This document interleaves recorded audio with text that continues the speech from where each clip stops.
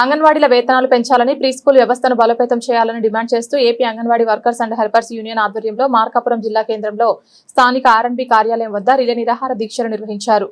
ఈ సందర్భంగా సిఐటియు జిల్లా ఉపాధ్యక్షులు డికేఎం రఫీ మాట్లాడుతూ అంగన్వాడీలు ఎదుర్కొంటున్న సమస్యలను తక్షణమే పరిష్కరించాలని డిమాండ్ చేశారు.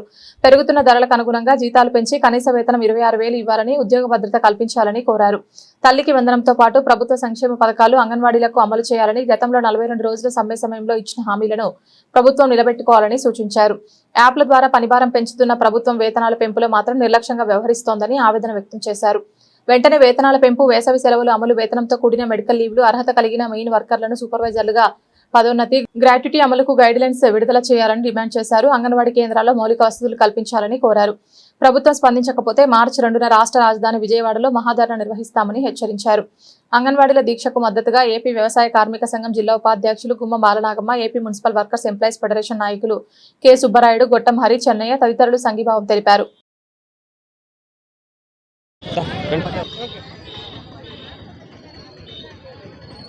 రఫీ సిఐటియు జిల్లా ఉపాధ్యక్షులు ఈరోజు AP anganwadi workers and helpers union CITU ఆధ్వర్యంలో రాష్ట్ర వ్యాప్తంగా అన్ని జిల్లా కేంద్రాల వద్ద అంగన్వాడీల వేతనాలు పెంచాలని, ఫ్రీ స్కూల్ను బలోపేతం చేయాలని నినాదంతో రాష్ట్ర వ్యాప్తంగా ఈరోజు దీక్షలు చేస్తున్నాం. వాస్తవానికి ఈరోజు అంగన్వాడీలు రోడ్ల మీదకి రావడం కారణం కూటమి ప్రభుత్వమే.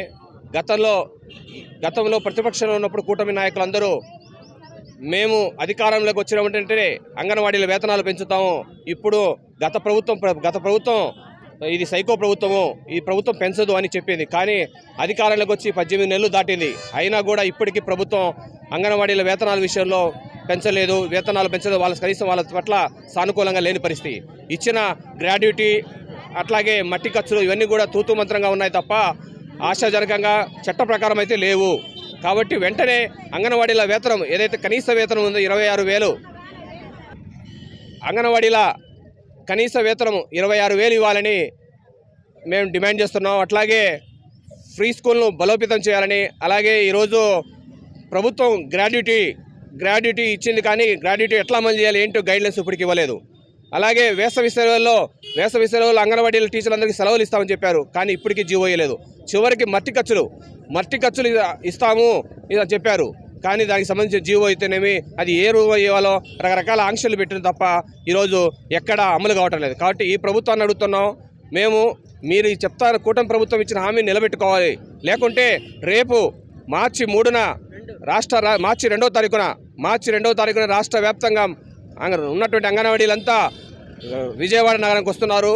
ఈ జరిగే పరిణామాలు మా బాధ్యత కాదు. కాబట్టి అంగన్వాడీల పట్ల సానుకూలంగా ఉండి ప్రభుత్వం వెంటనే చర్చలకు పిలిచి న్యాయమైన డిమాండ్స్, వేతనాలు అట్లాగే మిగతా డిమాండ్స్ వెంటనే పరిష్కరించాలని, 42 రోజుల సమ్మె సంబంధంగా జరిగిన ఒప్పందాలని అమలు చేయాలని మేము యూనియన్గా డిమాండ్ చేస్తున్నాం.